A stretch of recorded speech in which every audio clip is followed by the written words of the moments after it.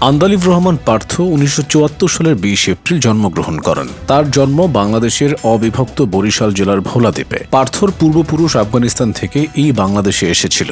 সম্ভ্রান্ত পরিবারের সন্তান তিনি। শরীরে বইছে বীর মুক্তিযোদ্ধার রক্ত। তার বাবা নাজিউর রহমান মঞ্জুর বাংলাদেশের সাবেক মন্ত্রী ও মুক্তিযোদ্ধা। পার্থর শিক্ষা জীবনে শুরু হয়েছিল সেন্ট জোসেফ উচ্চ বিদ্যালয় থেকে। পরে তিনি ভর্তি হন গভর্নমেন্ট ল্যাবরেটরি হাই স্কুলে। পার্থ উচ্চশিক্ষা গ্রহণ করেছেন লন্ডন থেকে। সেখানে ব্যারিস্টারি সম্পন্ন করে ১৯৯৭ সালে দেশে ফেরেন। ঢাকায় ফিরে ব্যারিস্টার রফিকুল হকের তত্ত্বাবধানে ৩ বছর আদালতে প্র্যাকটিস করেন তিনি। এরপর নিজের মতো করে কাজ শুরু করেন।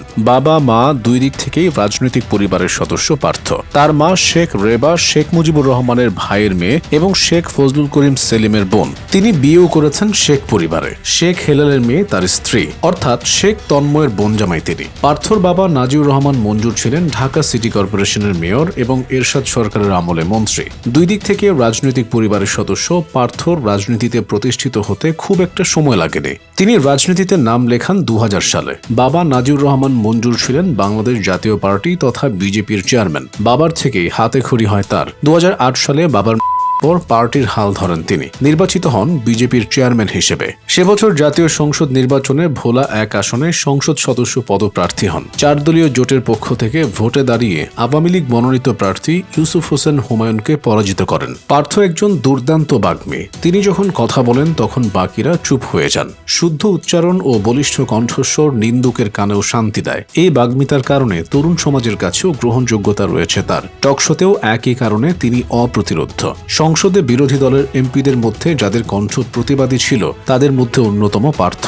সংসদে দাঁড়িয়ে ক্ষমতাসীন দলের বিভিন্ন অনিয়ম দুর্নীতি নিয়ে পই পই হিসাব তুলে কথা বলেছেন। আওয়ামী লীগ আমলে শেয়ার বাজারে ভরাডুবি নিয়ে সরাসরি শেখ হাসিনার কাছে জবাব চেয়েছিলেন।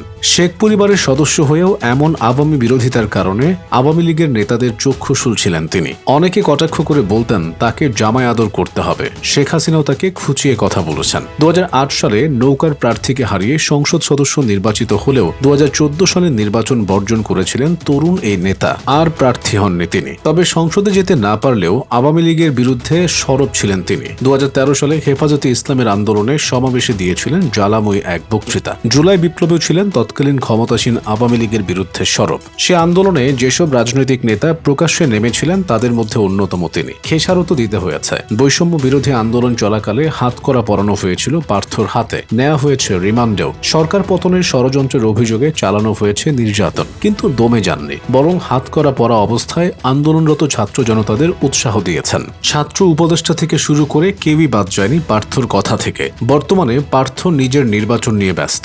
ভোলা ১ আসন থেকেই তিনি নির্বাচন করতে যাচ্ছেন। এখান থেকে প্রথমবার সংসদ সদস্য নির্বাচিত হয়েছিলেন তিনি।